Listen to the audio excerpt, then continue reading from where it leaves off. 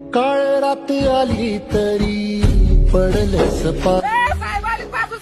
डोळ्यामध्ये पाणी तर हे पीक पाण्यात गेलेलं शेत आपलंच का? साहेब त्या शेतात आता पीक राहिलं नाही, त्या पिकाची मशानभूमी झाल्या. साहेब तुम्ही बोला, मी फुटेज घेतो. हा घ्या.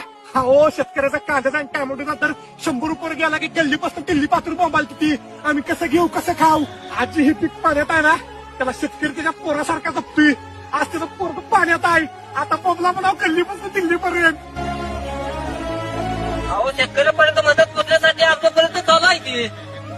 साहेब त्या सोयाबीनवर आमची दिवाळी होणार होती, आता ती आम्हाला मिळेल का हो?